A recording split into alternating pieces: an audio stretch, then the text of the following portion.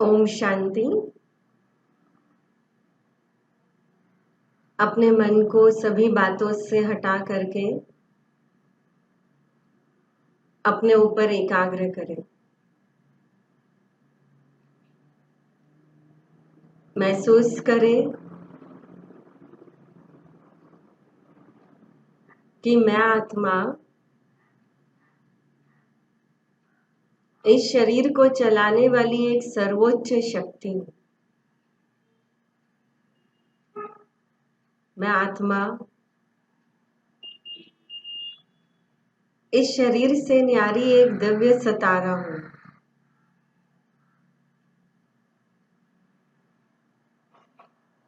इस शरीर के अंदर विराजमान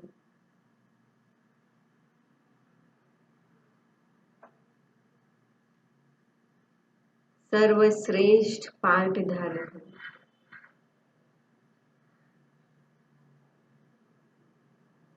परमात्मा ने मुझे बहुत सुंदर पाठ दिया है।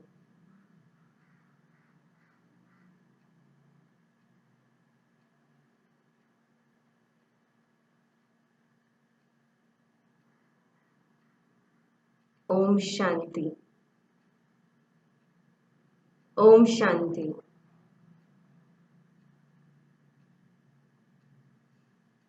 हमने लास्ट ड्रामा के बारे में देखा था भट्ठी के अंदर। विशेष इस बार हम अपने कर्म के बारे में देखेंगे। बाबा हमेशा मुरलियों में कहता है कि इस ब्राह्मण जीवन के अंदर जितना देही अभिमानी बनते जाएंगे उतना हमारी कर्मातीत स्थिति नजदीक आती जाएगी। और सच में तभी ये संकल्प चलता है कि हमारी कर्मातीत स्थिति अर्थात कि जिस अवस्था के अंदर मैं आत्मा कर्म के अतीत से भी न्यारी हूं, जिसको हम कहेंगे कर्मातीत। हमने अब तक बहुत सारी बातें सुनी, बहुत सारे अलग अलग ज्ञान के कॉन्सेप्ट देखे, पर बाबा का ये जो ज्ञान है, ये ज्ञान और योग अगर प्रैक्टिकल के अंदर नहीं आता है, माना मेरे कर्म तक अगर वो नहीं पहुंचता है, तो बाबा हमेशा ये कहता है कि पंडित बनकर हम रह गए। जैसे बाबा हमेशा मुरलियों में पंडित की कहानी सुनाता है कि दूसरों को तो कहता था कि राम राम बोलो तो नैया पार हो जाएंगे, और जब खुद की बारी आई तो उसको नाव चाहिए दूसरी जगह, दूसरे किनारे जाने के लिए। तो बाबा कई बार कहते हैं कि हम जिसको ज्ञान सुनाते हैं वो उच्च पद का अधिकारी बन जाता है, और कई बार ज्ञान सुनाने वाला उसका पुरुषार्थ ढीला रह जाता है।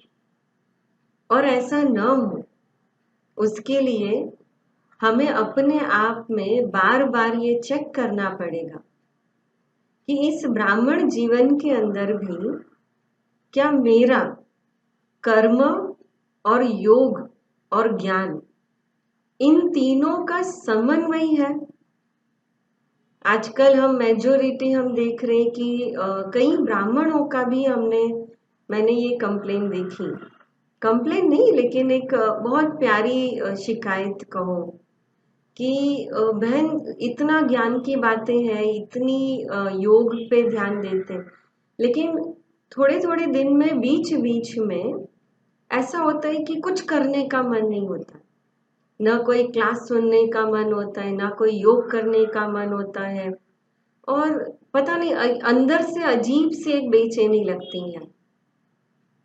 और ऐसा होने का जो कारण है, वो कारण कहीं ना कहीं जब हमारा मन आसपास के दूसरों के या दूसरी बातों के प्रभाव में आ जाता है, तब हमारी ये स्थिति होती है। और दूसरा कि मेरा जो मन है, ये मन कहीं ना कहीं इस देह भान में अंदर घुसता जा रहा है, या दे दे के संबंधों के बीच होते जा रही हैं।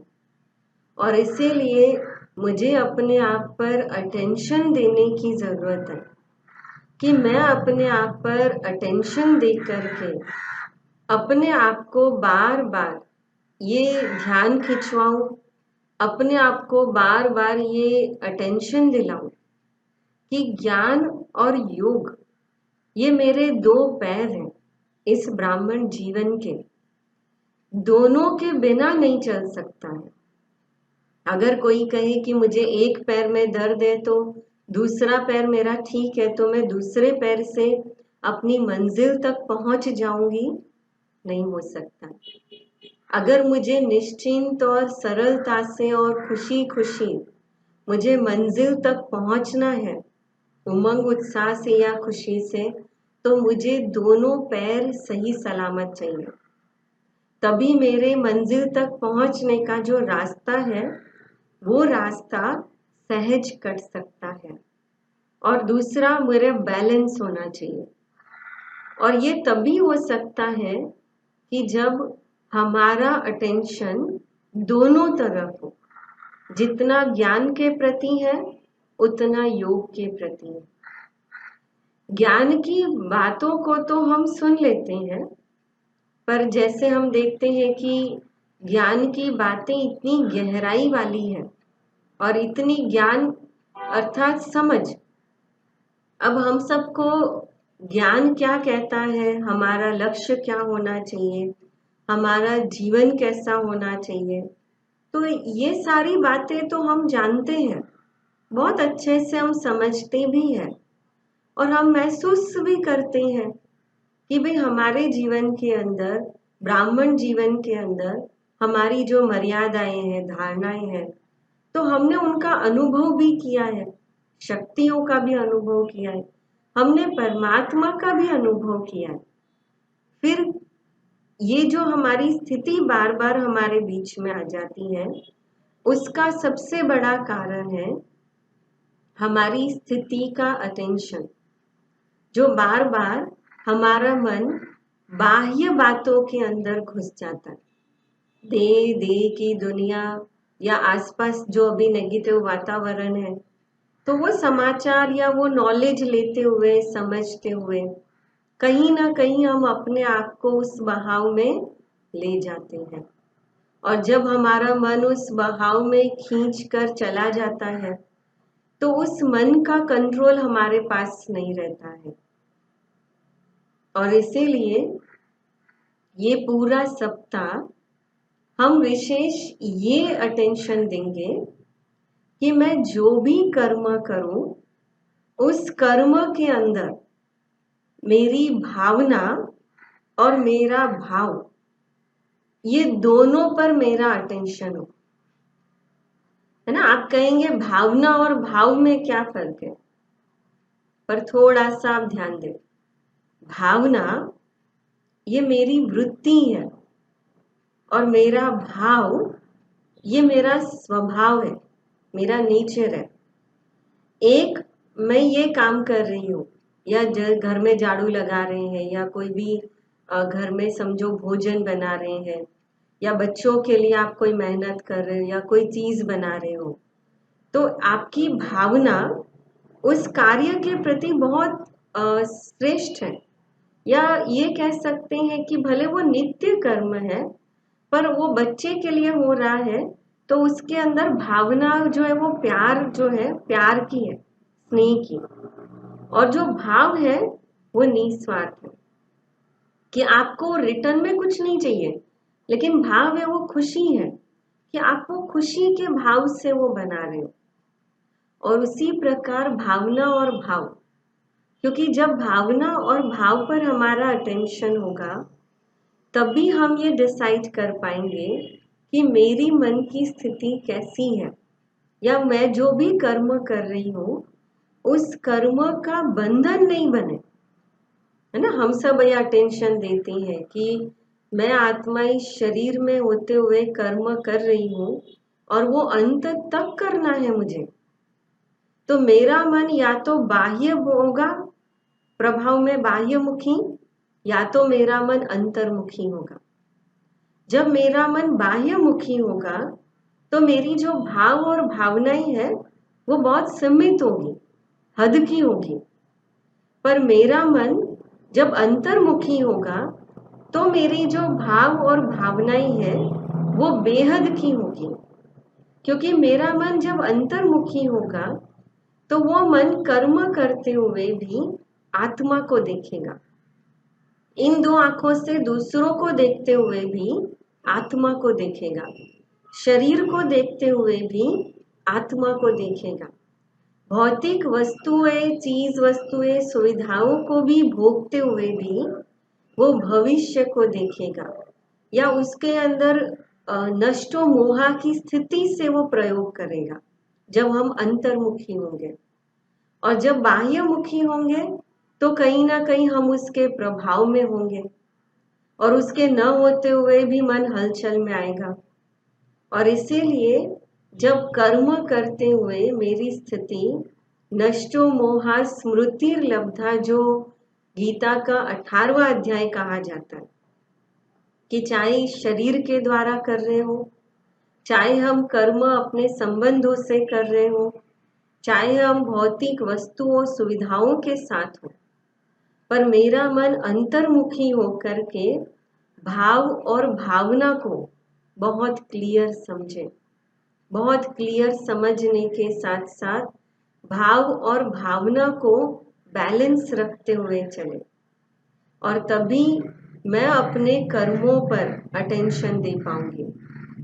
क्योंकि अब संगम युग पर अब वो समय नहीं है कि हम नए नए कर्मों के हिसाब कोई बनाते जाए या नए कार्मिक अकाउंट बनाए या नए कार्मिक अकाउंट बनाकर फिर हम उसको चुकतू करें। क्योंकि अभी जो हमारे सामने परिस्थितियां आ रही है वो कहीं ना कहीं अगर उसका प्रभाव मेरे पर न चाहते भी पड़ रहा है तो वो मेरे ही कर्मों का फल है, विकर्मों का फल है। जैसे हमने देखा भी कि जो भी हम कर्म करते हैं या जो भी हमारे विकर्म होते हैं उसका फल हमें 4 बातों से भोगना पड़ता है। तन, जैसे हम आजकल बीमारियों के रूप में देखते हैं, तन की बीमारियां या तन की जो स्वास्थ्य है वो ठीक नहीं रहना। दूसरा मन, जैसे मन पर डर का प्रभाव, तनाव, चिंता। तीसरा धन, आर्थिक परिस्थितियों का कोई ना कोई प्रभाव या आर्थिक परिस्थितियां आना। और चौथा जन, हमारे संबंधों के अंदर उतराव और चढ़ाव आना। तो इन बातों के साथ साथ जब हम देखते हैं कि ये प्रभावित करते हैं हमारे मन को, तो कहीं ना कहीं ये एक सजा है और सजा को हमें कहीं ना कहीं पुरुषार्थ का साधन बनाना। ब्रह्मा बाबा ने भी तो क्या किया, शरीर के अंदर कितनी भी बीमारियां, कोई भी प्रकार के व्याधि आते हुए भी ब्रह्मा बाबा ने अपनी बीमारी को या अपने शरीर की, जैसे खांसी भी होती थी बाबा को, लेकिन कभी भी बाबा ने उसको सेवाओं के बीच में या पुरुषार्थ के बीच में नहीं आने दिया। यहाँ तक कि शारीरिक उम्र को भी पुरुषार्थ के बीच में नहीं आने दिया। मुझे याद है कि अभी जब मम्मा की जीवन कहानी और मम्मा के बारे में पढ़ रही थी तो रमेश भाई ने एक बहुत अच्छी बात उसमें सुनाई कि कैसे मम्मा का ऑपरेशन हुआ कैंसर का, और तत्पश्चात मम्मा जब मधुबन के अंदर पहुंची और पहुंचते ही मम्मा ने रात्रि क्लास की कचेरी ली। और जब उसके बाद मम्मा बाबा को मिली है तो ब्रह्मा बाबा भी मम्मा को ऑपरेशन होने के बाद पहली बार मम्मा बाबा को मिल रही, तो बाबा ये पूछने के बदले कि कैसे हो, कहाँ से आए, बाबा ने ये पूछा कि मम्मा आपने अपनी ड्यूटी संभाली। माना कि ब्रह्मा बाबा और मम्मा का भी कितना अपने आप पर और अपने पुरुषार्थ पर अटेंशन होगा कि अपने शरीर की बीमारी को भी उन्होंने कभी पुरुषार्थ के बीच में नहीं आने दिया। तो जब वो कर सकते हैं तो हम क्यों नहीं कर सकते। और इसीलिए हम ये पूरा सप्ताह ये अटेंशन दें कि मुझे अपने कर्म के ऊपर डबल अटेंशन दे करके मुझे बार बार अपने मन को कर्म के भाव और भावना पर अटेंशन देना। कि मैं जो भी कर्म करूं इस भावना से करूं कि ये बाबा की सेवा है और मुझे ये बाबा की सेवा करनी है। और मैं जो भी भाव, मेरा वो निस्वार्थ भाव हो कि मैं जो भी कर्म करूं उस कर्म को मैं अपने अंतर्मुखी स्थिति में स्थित होकर करूं, कि उस कर्म का कर्म बंधन अभी नहीं बने, पर वो कर्म अब मेरे लिए पुरुषार्थ का और सीढ़ी का साधन बने। तो इसी लक्ष्य से हम अपने कर्मों को श्रेष्ठ बनाते हुए इस संगम युग को एक एक कदम पर आगे बढ़ते हुए हम जो भी परिस्थितियां आए उसको पुरुषार्थ का आधार बनाए, सीढ़ी बनाकर चले, चाहे वो मन से हो, चाहे वो तन से हो, चाहे वो धन से हो, चाहे वो संबंधों में हो। ठीक है। और उसके लिए मुझे अपने मन को निरंतर बाबा से जोड़ कर रखना पड़ेगा। तो चलिए फिर से हम सब मिलकर के आज आधा घंटा योग करते हैं। लक्ष्य रखें एक ही स्थान पर बैठकर, एक ही संकल्पों में, और जो सब संकल्प मिलते जाएंगे उसी संकल्पों में ये अटेंशन दे करके आप करते जाएंगे। और ऐसे महसूस करें कि जैसे हम यहाँ मंगलवार हर भट्टी में एक साथ सब बैठ कर करते थे, हम घर पे भी अकेले नहीं हैं, पर हम सब बहुत सारी आत्माएं, सारे ब्राह्मण भाई बहने, हम एक साथ मिलकर और बैठकर पुरुषार्थ कर रहे हैं। चलिए अलर्ट हो जाए और सारा ध्यान जो संकल्प दिए जा रहे हैं उस संकल्पों के ऊपर। ओम शांति। देह और देह की दुनिया को भूल एकाग्रता की स्थिति में स्थित होने के लिए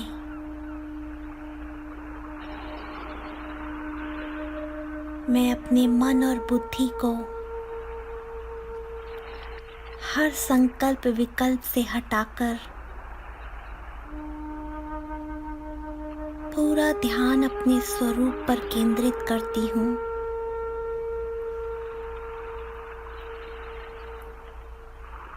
और कुछ ही क्षणों के लिए बाहरी दुनिया से पूरी तरह डिटैच होकर स्थित हो जाती हूँ, संपूर्ण निराकारी स्थिति में।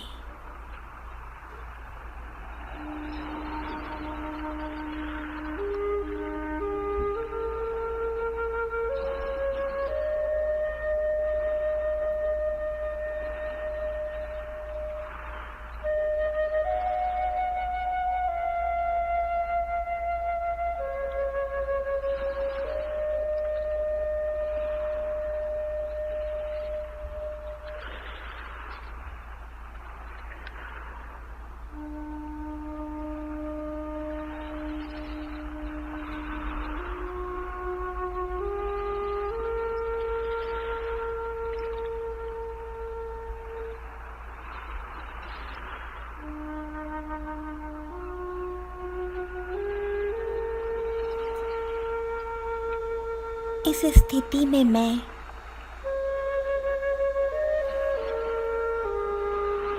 स्वयं को अपने संपूर्ण सत्य अनादि स्वरूप में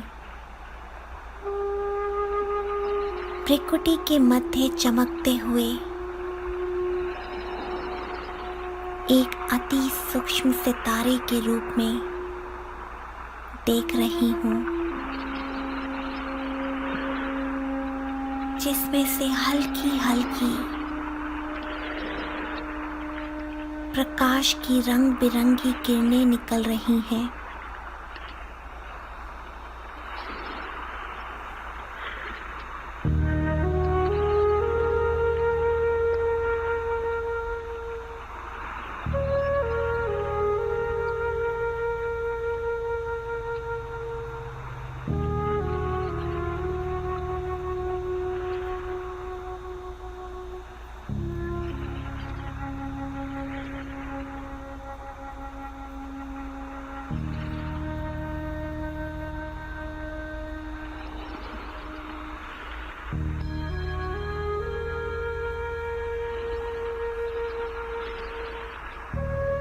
इन रंग बिरंगी किरणों के साथ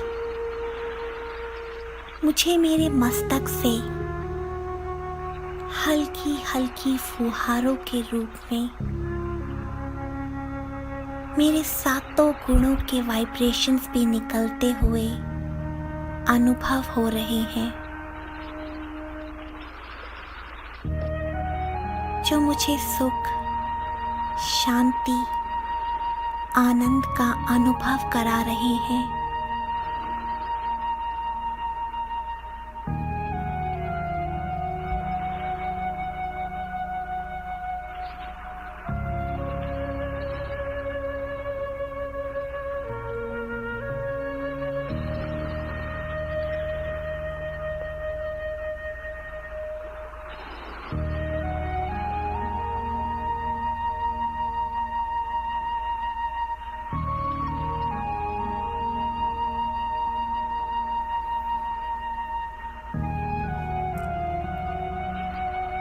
एकाग्रता की यह स्थिति मुझे मेरे सत्य स्वरूप में स्थित करके मेरे अंदर समाये उन गुणों और शक्तियों का अनुभव करवा रही है, जिनसे मैं आज दिन तक अनजान थी।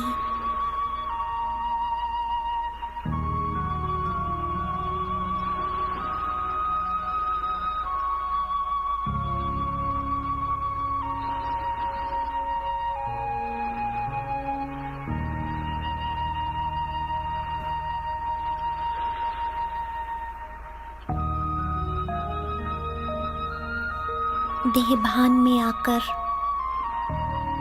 अपने ध्यान को देह और देह की दुनिया में भटकाकर मैं कितनी दुखी और अशांत हो गई थी।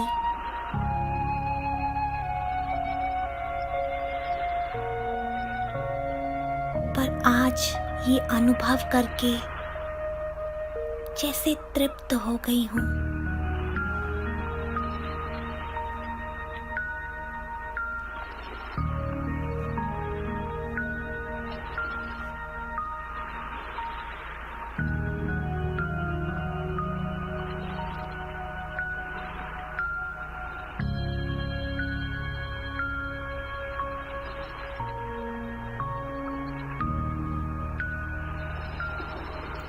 इस अति न्यारे और प्यारे स्वरूप का आनंद लेते हुए अब मेरा मन और बुद्धि एक की लगन में मगन होते जा रहे हैं।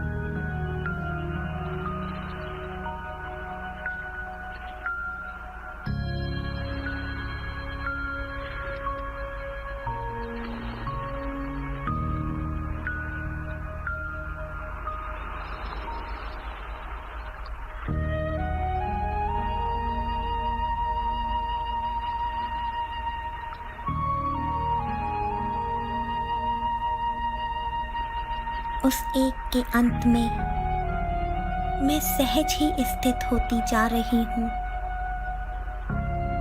जिसके साथ मेरे अनादि सर्व संबंध है।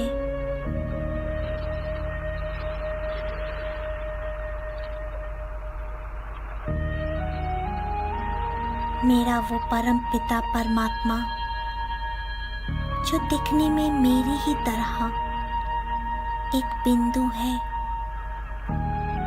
किंतु गुणों में वो सिंधु है।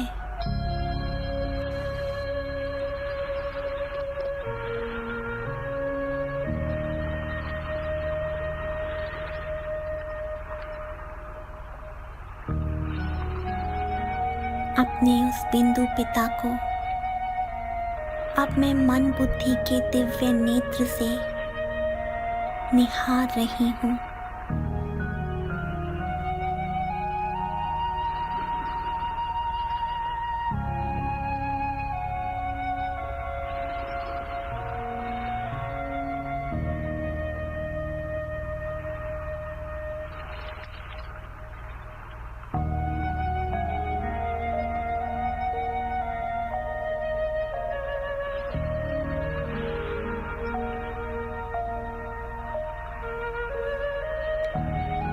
कभी अपने स्वरूप को और कभी उनके स्वरूप को निहारते हुए उनके प्रेम की लगन में मगन होकर अब मैं उनके पास जा रही हूँ।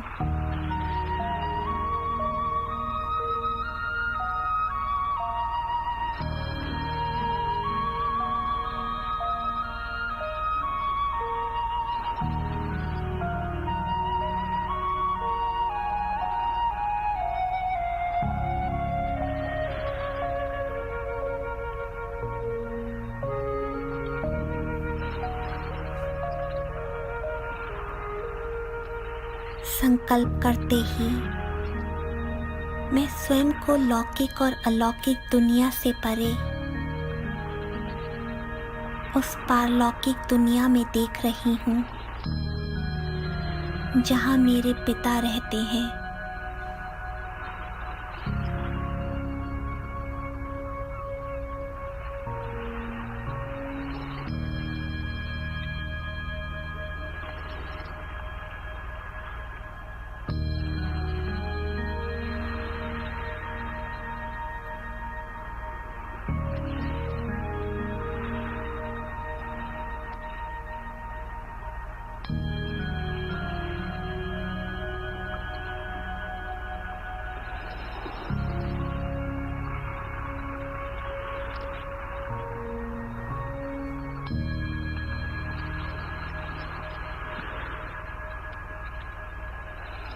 सर्व शक्तियों के सागर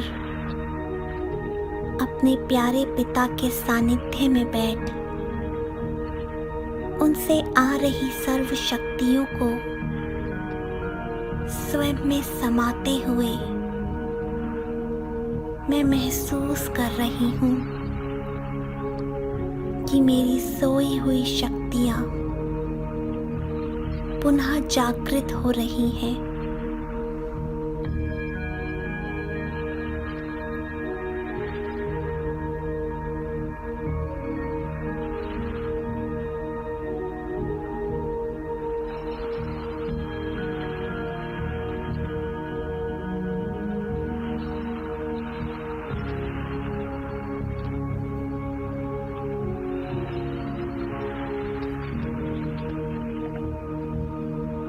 अपनी एक एक शक्ति को मैं विकसित होते हुए स्पष्ट देख रही हूँ।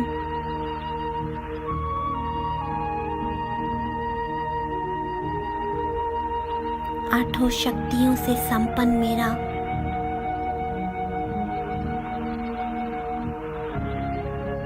यह स्वरूप बहुत ही लुभायमान लग रहा है।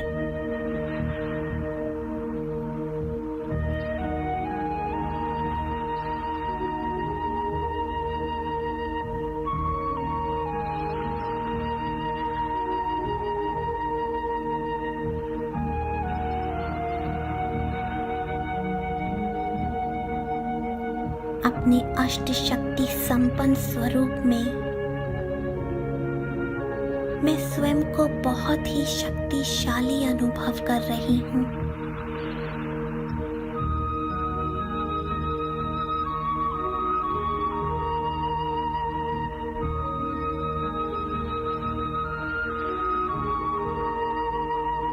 मेरे अंदर समाई हुई हर शक्ति प्रकाश की अलग अलग रंग बिरंगी किरणों के रूप में मुझ आत्मा से निकलती हुई ऐसे दिखाई दे रही है जैसे कोई बेदाग हीरा चमक रहा है।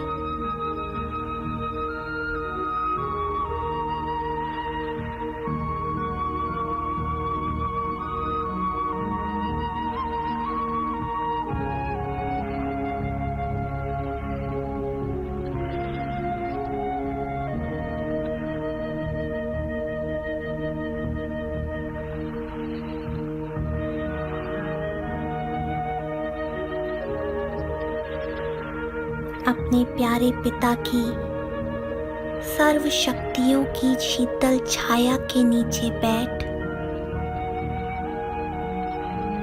सर्व शक्तियों की प्राप्ति का अनुभव करके हीरे के समान चमकते हुए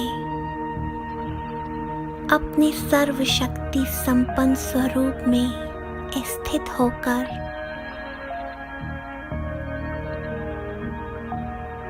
अब मैं वापस साकारी दुनिया में लौट रही हूँ।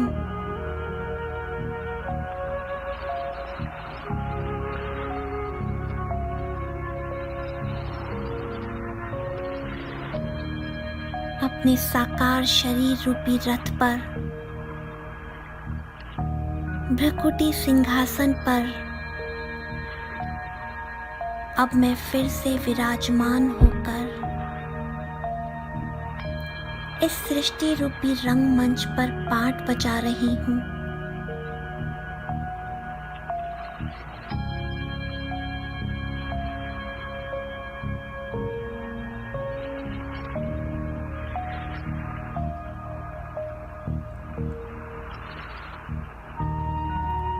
एकाग्रता की शक्ति द्वारा सहज ही सफलता दूर बैठी आत्माओं को सहयोग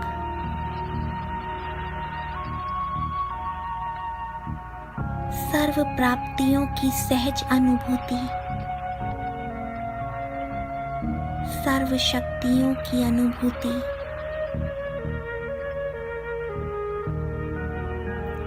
हर परिस्थिति के जाल से सहज मुक्ति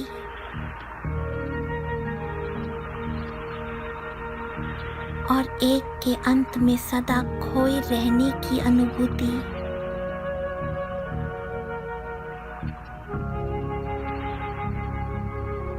सहज ही मुझ आत्मा को हो रही है।